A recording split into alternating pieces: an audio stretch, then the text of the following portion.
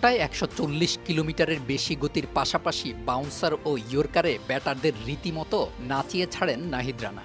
কিভাবে তার বল খেলবেন সেই দুশ্চিন্তায় থাকেন ব্যাটাররা। মিরপুরে পাকিস্তানের বিপক্ষে প্রথম টেস্টের প্রথম ইনিংসে নিষ্প্রভ থাকলেও জ্বলে উঠেছেন আসল সময়েই। রানার বিশেষ এক ডেলিভারি দেখে ইমরান খানের কথা মনে পড়ে গেল বাসিতের। ঢাকা টেস্টের শেষ দিনে রানার ইনসুইং ডেলিভারি না বুঝে ছাড়তে গিয়ে বোল্ড হন মোহাম্মদ রিজওয়ান। নিজের অফিসিয়াল ইউটিউব চ্যানেলে বাসিত আলী বলেন, রানা যেভাবে রিজওয়ানের স্টাম্প উড়িয়ে দিল ইনসুইঙ্গারে, সেভাবে ইমরান ভাই বিশ্বনাথের স্টাম্প উড়িয়ে দিত।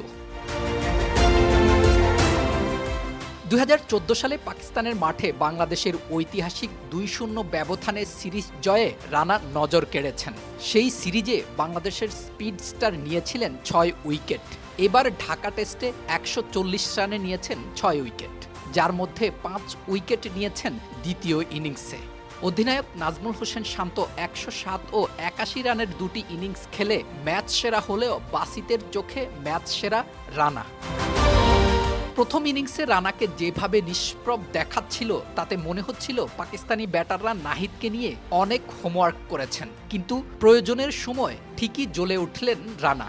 তার আগুনে বোলিংয়ে পুড়ে ছাই হয়ে গেল পাকিস্তান। গতির পাশাপাশি লেন্থের পরিবর্তন করেছেন শান মাসুদ, সৌদ শাকিল, মোহাম্মদ রিজওয়ান, নোমান আলীর পর শাহিন শাহ আফ্রিদিকে ফিরিয়ে পাকিস্তানের ইনিংসের ইতি টেনেছেন রানা। নাহিদের উত্থান শুধু টেস্টে সীমাবদ্ধ নয়, ওয়ানডেতেও এবছর বাংলাদেশের সেরা বোলার তিনি। মাত্র ৬ ম্যাচে ১৬ উইকেট, ইকোনমি ৪.৮৯, ৫ উইকেট শিকারের সাফল্য এসেছে দুবার। পরপর ওয়ানডে সিরিজে প্লেয়ার অব দ্য সিরিজ। বাংলাদেশের কোনো পেসারের এমন কীর্তি নেই। পাকিস্তান এবং নিউজিল্যান্ডের বিরুদ্ধে সিরিজ জয়ে নাহিদ গুরুত্বপূর্ণ ভূমিকা রেখেছেন।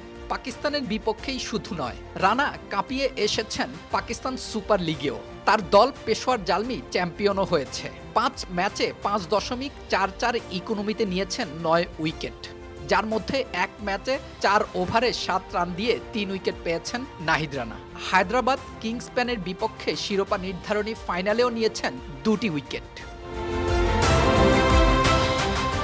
বাংলাদেশ ক্রিকেটের সামনে এখন সবচেয়ে বড় প্রশ্ন, নাহিদ রানাকে কিভাবে ব্যবহার করা হবে।